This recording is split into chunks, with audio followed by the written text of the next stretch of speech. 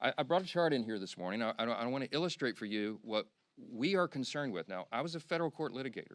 The members of our House Judiciary Committee, Republicans in particular, have many of these concerns. You have Chairman Jim Jordan and attorneys like Chip Roy, who's running for Attorney General of Texas now. You have Brad Knott, who's a former federal prosecutor, many members on the committee. Andy Biggs is running for governor of Arizona. They're lawyers, and they understand that the way the discharge petition was drafted is haphazard and dangerous. This is why we have been opposed to this point, okay?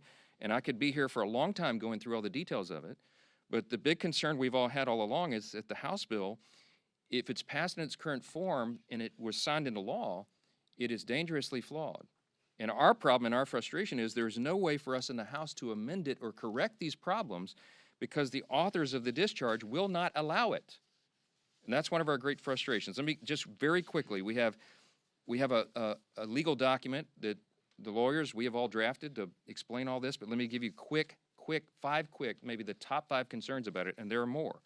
But as drafted, the discharge petition, it fails to fully protect victim privacy. Number 2, the discharge petition could create new victims, okay?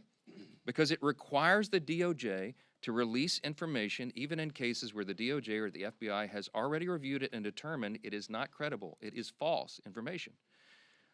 Doing this and requiring this to come out could ruin the reputations of completely innocent people, such as those who have may just have known Epstein but knew nothing of his crimes or whose names he exploited. Number 3, the discharge in its current form fails to prohibit the release of child sexual abuse materials. So number 4, it jeopardizes the future federal investigations of the United States. Why? Because the discharge only allows the Attorney General to redact limited portions of records that could publicly identify individuals who were promised confidentiality.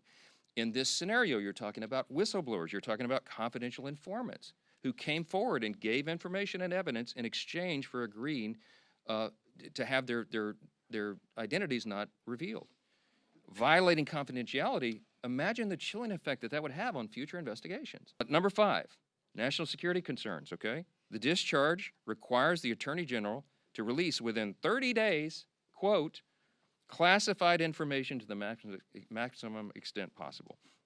This ignores the principle that declassification should always rest, and always has rested, with the agency that originated the intelligence. Why?